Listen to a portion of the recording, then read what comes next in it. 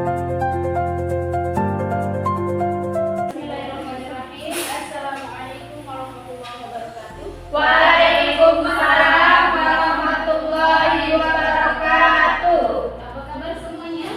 Alhamdulillah, luar biasa. Allahu Akbar. Hari ini kita di pertemuan ke-15 ya teman-teman. Sebagaimana yang kita lihat di dalam PowerPoint yang sudah saya tampilkan, itu terkait problematika dalam perkembangan bahasa anak usia dini, yang mulai dari usia 0 sampai dengan 6 tahun. Oke, sebelum kita mulai, Ustazah mau apresiasi terlebih dahulu ya teman-teman semuanya. Kemarin kita membahas terkait apa? Sebelum problematika, kita belajar apa? Sistematika.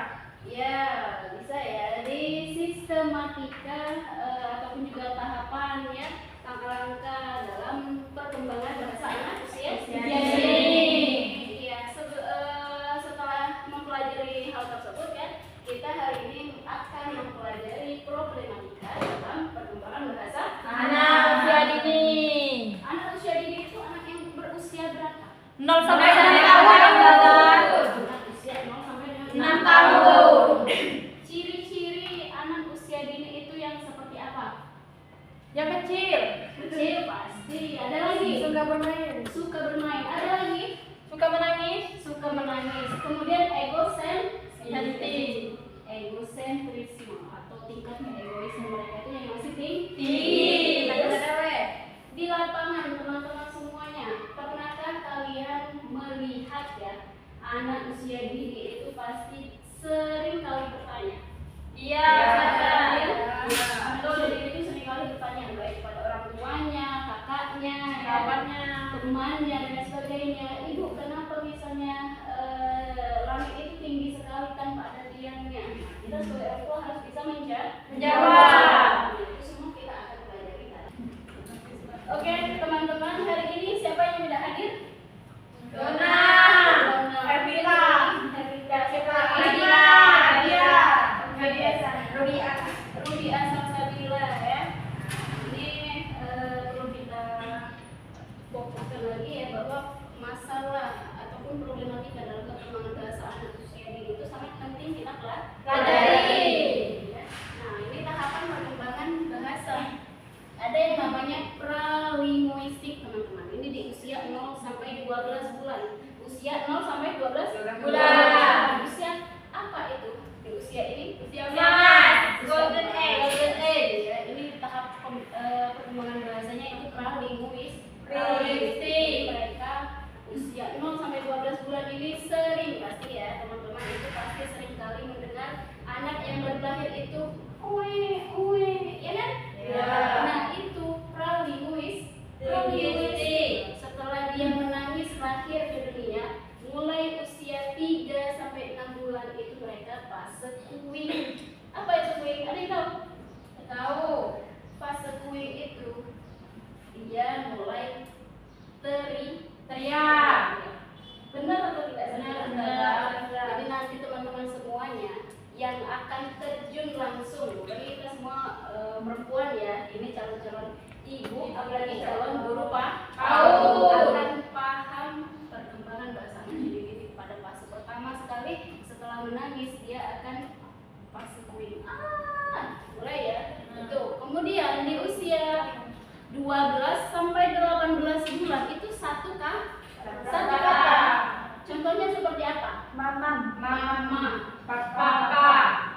Apalagi makan misalnya, ya. Mom. Nah, itu ya. Setelah dari usia 12 sampai 18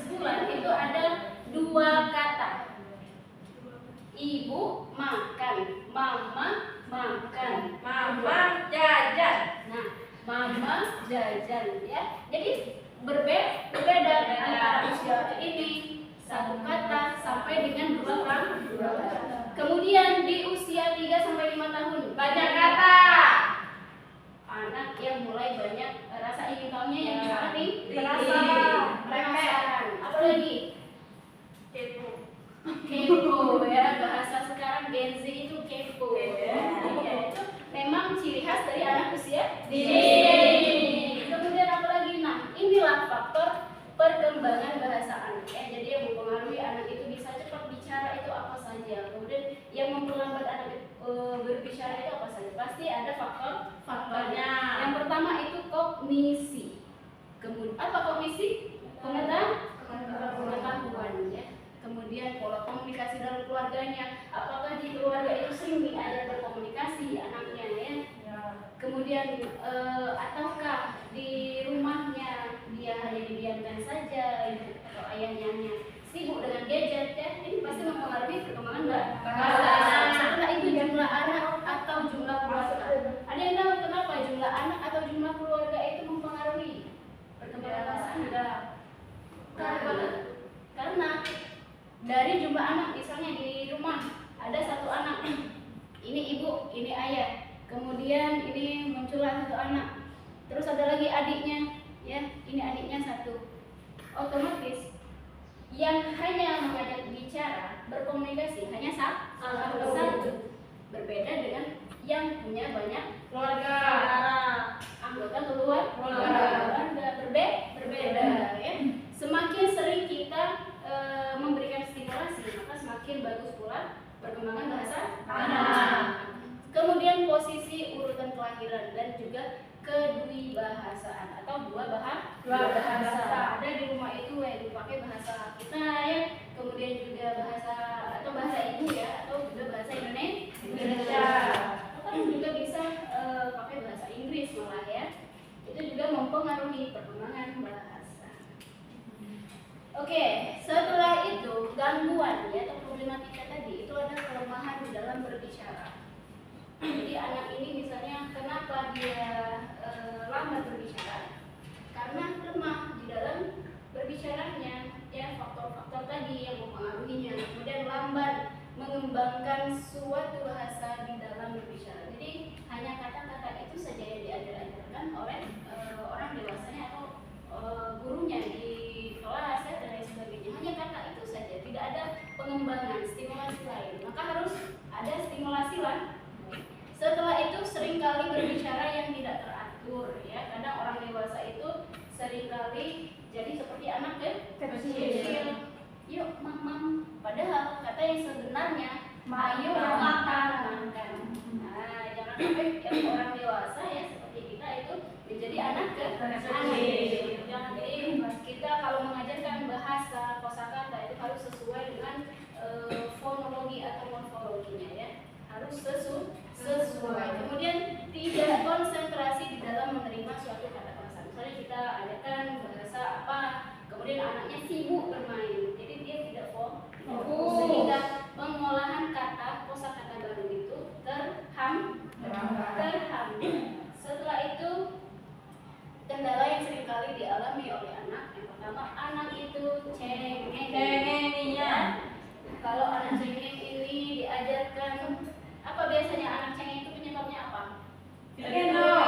Minta gendong. Kemudian tidak dituruti kemauannya. Banyak sekali faktor yang bisa menyebabkan anak cengeng ya. Nah, itu menjadi kendala dalam mengembangkan bahasa. Kemudian anak sulit memahami isi pembicaraan orang lain. Jadi antara komisi dan juga bahasanya ini tidak nyambung ya. Jadi harus banyak sekali hal yang ingin kita lakukan untuk mengembangkan bahasa anak usia ini. Oke, sampai di sini ada yang ingin ditanyakan? Ya, cerita. Tadi kan sudah dijelaskan, perkenalkan dulu. Ya. Nama saya Cerita Zahra Purnama. Iya. Saya dari Prodi Kiaut. Di sini saya akan bertanya yang telah dijelaskan oleh Ustazah tadi. Ustazah kan sudah menjelaskan cengeng juga mempengaruhi bahasa anak ya. Iya. Nah, di sini pertanyaan saya, kenapa cengeng itu mempengaruhi bahasa anak? Oke. Kenapa cengeng itu mempengaruhi bahasa? Tidak bisa mempengaruhi. Ada yang bisa menjawab? Kenapa cengeng itu bisa mempengaruhi bahasa Anak. Nih ya. Kenapa cengeng menjadi faktor atau menjadi kendala dalam mengembangkan bahasa anak ini? Kita cek. usia dini itu bersemangat, bagaimana? Motivasinya untuk belajar, anak yang termotivasi dan anak yang tidak termotivasi, dalam hal ini cengeng ya, sama atau tidak? Beda. Beda. Maka di sini ketika anak cengeng harus distabilkan dulu emosinya. Emosi anak yang cengeng ini tidak bisa kita mau diajarkan seperti apapun kalau dia masih cengeng, masih tidak fokus ya, itu tidak bisa menyerap.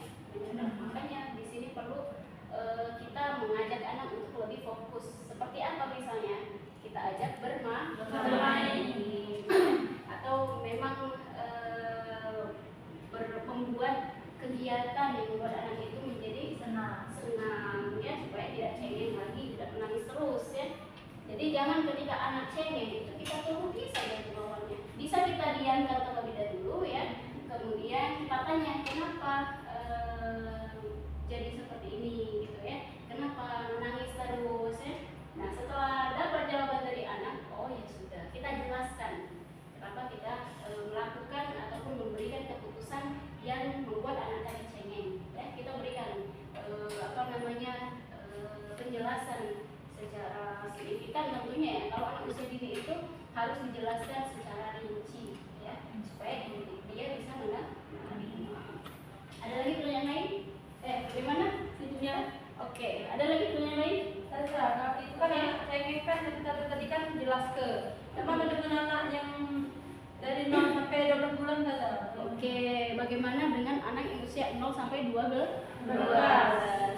Ada yang bisa jawabnya? Yang sudah berpengalaman mungkin ya, mengasuh anak usia 0 sampai 12. Anak usia 0 sampai 12 bulan tadi apa tahapannya? Pralinguistik. Nah, anak usia 0 sampai dengan 12 bulan ini teman-teman, mereka sangat membutuhkan kasih sayang. Ketika dia cengeng atau dia berontak ya, dan sebagainya, maka kita harus mendekat. Beda kalau kita dengan anak usia 3 sampai 5 tahun, mereka kondisinya lebih mengerti, lebih memahami ya, mudah mengerti, mudah memahami. Beda sama anak usia bayi ya, usia 0 sampai 12. Jadi kita tidak bisa langsung menjelaskan bla ya. Jadi mereka perlu kasih sayang dan kita butuh dekapan, dan kita perlu kita calon ibu atau calon guru ya, itu ditenangkan. Oke, saya rasa sudah cukup sampai di sini ya untuk pertanyaannya. Nanti